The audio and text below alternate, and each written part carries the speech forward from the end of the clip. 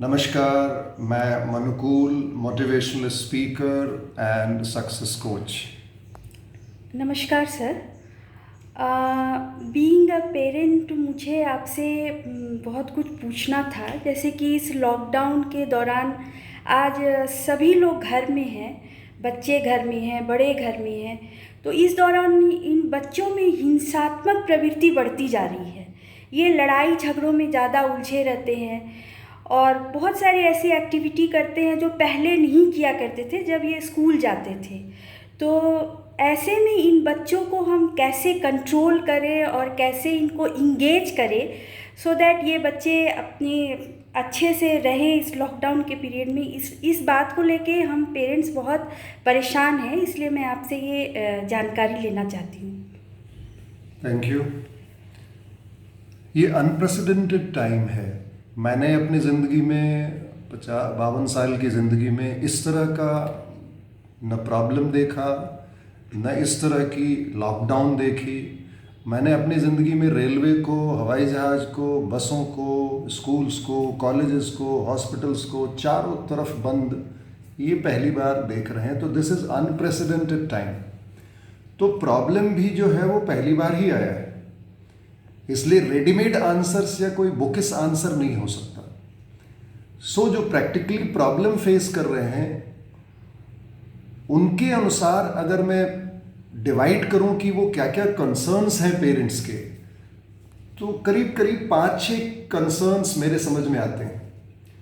जो सबसे पहला कंसर्न है एक पेरेंट का कि आज बच्चा 24 घंटे घर में है, चाहे वो छोटा हो, चाहे वो मिडिल स्कूल का बच्चा हो, चाहे हायर सेकेंडरी का बच्चा हो, चाहे वो कॉलेज गोइंग बच्चा हो, घर में है। ऑफिस बंद है तो पेरेंट भी घर में है। Majority of parents are restricted in their home. Wife भी काम करती थी बाहर, वो भी जाने का मौका मिलता था, वो भी घर में है। यानी पूरी की पूरी फैमिली घर में है। तो इसमें मैं अभी सोशल मीडिया पे एक बड़ा सुंदर चीज़ पढ़ रहा था, जो बड़ा मजाकिया तौर पे किसी ने भेजा था कि अरे यार कुछ आराम कर लेते हैं, फिर सोना भी तो है। यानी हम उस लेवल पे आ गए हैं कि रात भर सो रहे हैं, फिर थोड़ा आराम करने के लिए फिर सोने की बात कर रहे हैं। यानी we don't have any agenda, we don't have any plan how to meet out, how to face the day, how to face the night. तो मैं अगर कंसर्न्स बोलूं तो 5-6 एरिया प्रोमिनेंट है। पहला, स्कूल नहीं जा रहा है बच्चा, वो अपने दोस्तों से दूर है। दूसरा, इसका जो सेकंड ऑप्शन है वो 24 घंटे अपने मम्मी पापा के मॉनिटरिंग में है। हमेशा मम्मी पापा भी बाहर नहीं जा रही हैं तो वो भी चिड़चिड़ापन महसूस कर रहे हैं, वो भी छोटी छोटी चीज़ों पे उलझ रहे हैं। तीसरा कंसर्न है, जिसको मैं लेजीनेस नहीं कहूँगा, सारी रूटीन टूट गई है। स्कूल जाना होता था तो मम्मी पापा बहुत जल्दी उठ जाते थे, उनका ब्रेकफास्ट बनाते थे, उनके जूते साफ करते थे। अब वो सुबह का काम पूरा घर में बंद हो चुका है। दूसरा, बच्चे आने वाले होते थे, उनके लिए खाना की तैयारी करना, वो भी सारी चीज़ें बंद हो चुकी हैं, चूंकि वो घर में ही सारे बच्चे हैं। शाम का एक एजेंडा होता था, वो भी कोई एजेंडा नहीं है। तो उठने का समय, बैठने का समय, सोने का समय, health related activities, physical activities, everything is getting compromised. सबसे बड़ा जो थ्रेट आ गया है वो है ऑनलाइन। चूंकि अब बच्चे केवल ऑनलाइन पढ़ रहे हैं, तो ऑनलाइन के बहाने पहले दिन तो जब ऑनलाइन पढ़ाई शुरू हुई तो मम्मी पापा भी देख रहे थे कि ये क्या नई बला है, ये क्या नई चीज़ है, how the teachers is talking, how the students are responding.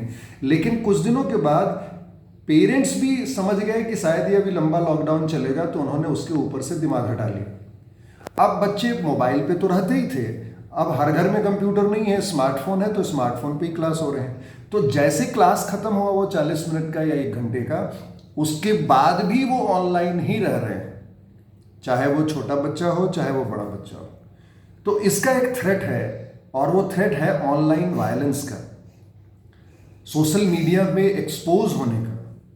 और दूसरी चीज, ऑनलाइन बहुत सारी चीजें परोसी जा रही हैं जो बच्चों के लिए हेल्दी नहीं है, but they are connected with online teaching and online classes, so there are chances कि वो ऑनलाइन सोशल मीडिया पे भी जुड़ेंगे, और बहुत सारे जुड़ चुके हैं। टेलीविजन पे वो गलत गलत चीज़ें देख रहे हैं जो उन्हें नहीं देखना है। चौथी चीज़ जो सबसे इंपॉर्टेंट मुझे लगती है, फूड हैबिट्स। सारी फूड हैबिट गलत हो गई है, खाने का सिस्टम चेंज हो गया है, हेल्थ कॉम्प्रोमाइज्ड हो गया है। अब हमें करना क्या चाहिए एज ए पेरेंट? मैंने ये कंसर्न्स तो गिना दिया आपको, लेकिन हमें करना क्या चाहिए? क्योंकि अभी भी लॉकडाउन कब खुलेगा ये पता नहीं। 15 दिन भी लग सकते हैं, 1 महीने भी लग सकते हैं। तो हमें पहला चीज़ करना चाहिए कि जो पेरेंट है, जो मम्मी पापा हैं, उन बच्चों को पहले चिल्लाना बंद करना चाहिए। They should not any time गुस्से में बच्चों को मारना, पीटना, चिल्लाना, ये बंद, ज़ीरो होना चाहिए। इससे और दूरी बढ़ेगी। हमें बच्चों के साथ एक कम्युनिकेशन चैनल ऑन करना चाहिए। अभी पेरेंट्स के पास भी समय है, लेकिन मैंने देखा है, जो अपनी एक्सपीरियंस है, कि एक कमरे में पेरेंट्स टीवी और मोबाइल के साथ बैठे हुए हैं, वाइफ किचन में बैठी हुई हैं, या फिर किसी मोबाइल पे अपने दोस्तों के साथ गॉसिप कर रही हैं। छोटा बच्चा है, मीडियम क्लास का बच्चा है, मिडिल क्लास का बच्चा है, और हायर सेकेंडरी के स्कूल का बच्चा है। तीनों में कोई कम्युनिकेशन नहीं है। बच्चा वहाँ गिर रहा है, बच्चा इधर जा रहा है, बच्चा कुछ तोड़ रहा है, बच्चा कुछ देख रहा है। Nobody is caring. तो अब ये समय आ गया है कि हम बच्चों के साथ कम्युनिकेशन शुरू करें। तो हमको पहले डिसिप्लिन बनना पड़ेगा, पेरेंट्स को डिसिप्लिन बनना पड़ेगा। सुबह उठना है तो पहले पेरेंट्स को उठना पड़ेगा। मेरी माँ कहती थी कि अगर घर को ठीक रखना है, अगर घर को ऑर्डर में रखना है, तो पहले माँ को डिसिप्लिन बनना पड़ेगा, क्योंकि माँ घर की मालकिन है, घर की वो मैनेजर है, she is a chief executive officer. तो माँ को डिसिप्लिन बनना पड़ेगा। फादर को टाइम पे उठना पड़ेगा। उसके बाद जो हैबिट्स बदलती हुई नोट आ रही है, वो माँ को पता होना चाहिए कि मेरे बच्चे में इस पिछले 30-40 दिनों के लॉकडाउन में क्या क्या चीज़ें डिटोरिएट की हैं, उसका पूरा एक रिटन डॉक्यूमेंटेशन होना चाहिए कि बच्चा मेरा यहाँ डिटोरिएट कर गया है। तो उस एरिया पे उसको फोकस करना चाहिए। समय पे उठ रहा है या नहीं उठ रहा है, तो हमें समय पे उठ के उसको उठाना है, हमें डिविएट नहीं करना है। टेलीविज़न देखने का समय फिक्स होना चाहिए, वो क्या खेल रहा है उसका समय फिक्स होना चाहिए, उसके खाने का समय फिक्स होना चाहिए। Everything should be fixed. तीसरी चीज, कम्युनिकेशन। अभी हमारे पास समय है कम्युनिकेट करने का, तो अभी हमारे पास 4 टाइम है कम्युनिकेट करने का पेरेंट्स के पास। मॉर्निंग में जो गेटअप टाइम है, गेटिंग अप टाइम है, वहाँ पे पापा को बात करना चाहिए, माँ को बात करना चाहिए बच्चे से। जो भी पिछले दिन या जो भी प्रॉब्लम्स दे आर फेसिंग, या उनको जो शिकायत आ रही है, या उनको जो कहना है, सुबह का टाइम सबसे अच्छा होता है एक पेरेंट के लिए, एक टीचर के लिए, क्योंकि उस समय जो मेरा ब्रेन है वो अल्फा लेवल पे होता है, और अल्फा लेवल रिसीविंग ब्रेन है, वो रिसीविंग माइंड है। कोई भी चीज़ अगर बोला जाए तो वो रिएक्ट नहीं करेगा, that will be digested into brain. उसके बाद हमारे पास एक मौका मिलता है लंच टाइम में, जहाँ पे हम सबको इकट्ठे खाना खाना चाहिए। अगर डाइनिंग टेबल नहीं भी है तो हमें नीचे बैठ के इकट्ठे खाना खाना चाहिए, और वहाँ खाना खाते समय बहुत सारी चीज़ों को फादर और मदर बता सकते हैं कि what they are feeling right now, what are the complaints, what are the suggestions they can share with their kids. तीसरा टाइम जो है सबसे बड़ा टाइम है, वो फिर एक बार आता है रात में खाने के समय। और चौथा टाइम है वो स्लीपिंग के समय, जब सोने हम जाते हैं तो सोते समय भी बहुत सारी मैसेजेस बताई जा सकती है।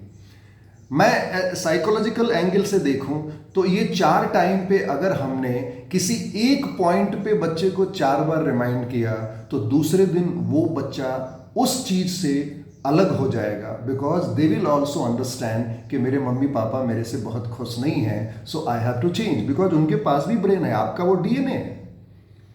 तीसरी चीज, हम जो भी बात करें उस बात में ये न करें कि तू बिगड़ गया है, तू तो नहीं, बेकार है, तू तो अभागा है, तू तो बदलेगा नहीं। क्योंकि अभी मेरे को पटना से एक फ़ोन आया जिसमें उस माँ ने कहा कि मेरा बच्चा इस जब से लॉकडाउन हुआ है तब से बात बात पे रोता है और हर बात पे कुछ न कुछ फेंकता है, तोड़ता है। मैंने कहा ये यकायक नहीं हुआ है, ये आपके चलते हुआ है। आपने पहले दिन इसको देखा नहीं ठीक से, जब ये पूरी की पूरी चीज बीमारी हो गई तब आप मेरे से बात कर रही हैं। Ultimately it is only because वो बच्चा अटेंशन सीख करना चाहता है। बहुत सारे जो बच्चे छोटे होते हैं उनके ऊपर मम्मी पापा ध्यान देना बंद कर दिए हैं, क्योंकि पहले वो 6-7 घंटे स्कूल रहता था तो उनको लगता था कि यार मेरा बच्चा दूर है, तो जब आता था तो वो प्यार और आह्लाद दिखता था। अब वो 24 घंटे वो बच्चा घर में ही है तो उनको वो बोझ दिखने लगा है, तो they have become careless about their kids. तो ये चीज़ें बच्चों को समझ में आती है बिकॉज दे आर वेरी इंटेलिजेंट्स, वो आज के बच्चे हैं। तो हमें पहले ये चीज़ करना चाहिए कि हमारा व्यवहार बदलना नहीं चाहिए। जैसा स्कूल खुला हुआ था, जिस समय जैसा व्यवहार मेरा था वैसा ही व्यवहार आज भी होना चाहिए। हमें चिल्लाना नहीं है, हम अपनी प्रॉब्लम्स को बहुत उनके सामने बात ना करें। बहुत सारे घरों में पैसे की दिक्कत है, बहुत सारे घरों में खाने की दिक्कत है, तो हमें उन चीज़ों को बहुत ज़्यादा नेगेटिव होके या एकदम निराश होके बच्चों के साथ डिस्कशन नहीं करना है, because that will create another problem in their brain. चौथी चीज, टाइम मैनेजमेंट। ये बहुत अच्छा मौका है जब पेरेंट टाइम मैनेजमेंट को बताता। मेरी माँ, मेरे पिताजी, आज जो मैं भी हूँ, it is only because of their training. तो ये जो बच्चे अभी 6th क्लास में है, 7th क्लास में है, 8th क्लास में है, अगर उनको हम बताते कि डिसिप्लिन क्या है, कमिटमेंट क्या है, एटीट्यूड क्या है, पॉसिबिलिटी थिंकिंग क्या है, अभी तो मौका मिला है पेरेंट्स को बात करने का।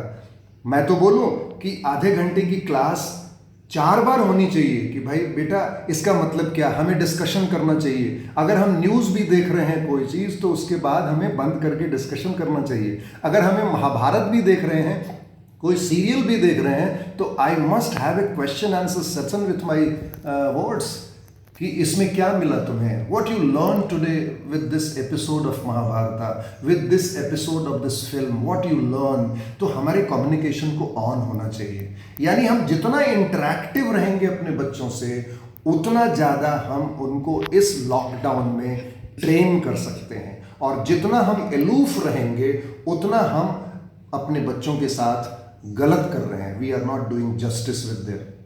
एक सबसे बड़ी चीज़ जो लोगों की शिकायत हमेशा रही है पेरेंट्स की, क्योंकि मैं ट्रेनर हूँ, मैं पेरेंटिंग में जाता हूँ, सेमिनार्स में जाता हूँ, तो बहुत सारे पेरेंट्स मुझे बोलते हैं कि ये बच्चा भगवान के सामने खड़ा नहीं होता, पूजा नहीं करता, बैठता नहीं। This is the time. हम जो भी चीज़ें अपने बच्चों में इनकलकेट कराना चाहते हैं वो हम खुद शुरू कर दें तो मेरा बच्चा खुद ही आएगा। मैंने अपने बच्चे के साथ किया, जब वो अभी वो मैनेजमेंट में पढ़ रहा है, मुझे बहुत दिनों से मन था कि मेरा बच्चा मेरे साथ आरती में खड़ा होता। शुरू में वो खड़ा नहीं होता था, लेकिन धीरे धीरे धीरे धीरे काउंसलिंग करते करते now I have seen him कि अब मुझे बोलना नहीं पड़ता। जैसे शाम की आरती शुरू होती है वो बच्चा खुद आ जाता है, हाथ जोड़ लेता है। भले वो मंत्र पढ़ना नहीं जानता हो, that is not very important, at least उसमें ये श्रद्धा अपनाई कि नहीं वो खड़ा होता है, आगे चल के वो मंत्र भी बोलेगा। तो आप जो भी अपने बच्चों से चाहते हैं, हम इस मौके में एक लाइव ट्रेनिंग दे सकते हैं कि बेटा what is important and what is not important. हम पैसे के बारे में बता सकते हैं, हम मनी मैनेजमेंट के बारे में बता सकते हैं, हम टाइम मैनेजमेंट के बारे में बता सकते हैं, हम हेल्थ मैनेजमेंट के बारे में बता सकते हैं। बहुत सारे बच्चे दिन भर सोए हुए हैं, वाई? हमें एज ए पेरेंट दूसरों के ऊपर नहीं छोड़ना चाहिए। बहुत सारे पेरेंट्स तो ये बहाना बनाते हैं, क्या करें सर स्कूल नहीं है तो ये बच्चे तो सोएंगे ही। अरे क्यों सोएंगे? Why they will sleep? हम उनकी रूटीन को क्यों खराब कर रहे हैं? स्कूल ने तो बहुत अच्छा काम किया था कि कम से कम 6 घंटे रूटीन में डाला था। अब हमारी जिम्मेवारी बनती है कि हम वो जिम्मेवारी लें, क्योंकि आज टीचर का रोल अभी कम हो गया है। तो as a parent I have to play the role of a teacher also, as a parent also, and I have to see कि जो पैटर्न 6 साल 7 साल 8 साल स्कूल ने मेहनत करके दिया है, ये बच्चा 1.5-2 महीने की लॉकडाउन में ख़त्म न कर ले तो फिर बहुत दिक्कत आएगी। इसलिए मैं आपसे रिक्वेस्ट करूंगा, जितने पेरेंट्स इस वीडियो को देख रहे हैं, मैंने ये जानबूझ के बनाया है क्योंकि I am receiving many calls from parents कि सर मैं क्या करूं, मेरा बच्चा तो खत्म हो गया, मेरा बच्चा तो बिगड़ गया, वो डिसिप्लिन में नहीं है, वो ये नहीं है। अभी 2 दिन पहले की घटना है, बिहार की बता, मैं नाम नहीं बताऊंगा उस बच्चे का। He is in 11th standard. Television खराब हुआ, और उस टेलीविजन में चूंकि कोई सीरियल उसके पसंद का आ रहा था और उसने देखने को नहीं मिला, तो he had just broken the door और अपने पिता को उसने गलत बातें कही। What is this? इसका मतलब यह है कि वो बच्चे की गलती नहीं है, वहां पे उसकी एनर्जी को हम चैनलाइज नहीं कर रहे हैं। We are not channelise energy. So I request कि हम बच्चों की एनर्जी के साथ काम करें, बच्चों की मोटिवेशन के लिए काम करें, बच्चों की पर्पस फिक्स करने के लिए काम करें, बच्चों की गोल के ऊपर काम करें और अल्टीमेटली जो 15 दिन समय बचा हुआ है, हम इस 15 दिन में जितनी भी नेगेटिविटी बच्चों में दिख रही है, that we parents should work on it. आप कमेंट दें इस वीडियो को देखने के बाद, इसको शेयर करें और लोगों को बताएं, अपने घर में इंप्लीमेंट करें कि ये एक मौका है, इस मौके को जाना नहीं चाहिए। सर मेरा एक सवाल और था आपसे। जैसे आपने बताया कि बड़े बच्चे को किस तरह से हम इंगेज करें, उनको भगवान में ध्यान लगाएं, उनसे बात करें, लेकिन हमारे पास जैसे कई छोटे बच्चे भी हैं जो प्ले वे ग्रुप में पढ़ते हैं, उन बच्चों को हम उतना ज़्यादा इंगेज नहीं कर सकते हैं, इन सब चीज़ों में उनका ध्यान आकर्षित नहीं कर सकते हैं, और वो बच्चे अब बाहर नहीं घूमने जा रहे हैं या ट्यूशन या स्कूल नहीं जा रहे हैं, तो काफ़ी वायलेंट हो जा रहे हैं, बाहर जाने के लिए जिद करते हैं और ऐसे में बहुत ही दूसरी तरह की क्रियाएं भी करने लगते हैं। तो उनको हम किस तरह से रास्ते पे लाएं? वो छोटे बच्चे हैं, उनको कैसे इंगेज करें? देखिए, छोटे बच्चे हमेशा ही मैंने अपने आप को समझ नहीं पाते, तो मम्मी पापा का रोल यहाँ बहुत ज़्यादा है। उनको अकेले छोड़ना गलत होगा, उनको किसी के भरोसे छोड़ना गलत होगा। तो अभी जो समय है वो सारा प्यार उन पे लुटाने की ज़रूरत है, उनके साथ बैठ के कुछ खेलने की ज़रूरत है, उनके साथ 24 घंटे रहने की ज़रूरत है, उनको डांटने की ज़रूरत नहीं है, उनको मौका देने की ज़रूरत है कि वो आखिर क्या बोलना चाह रहे हैं। सुनने की आदत डालनी पड़ेगी। छोटे बच्चे अगर आप छोटे बच्चों की सुन भी लें तो they will be reconciled, they will be consoled.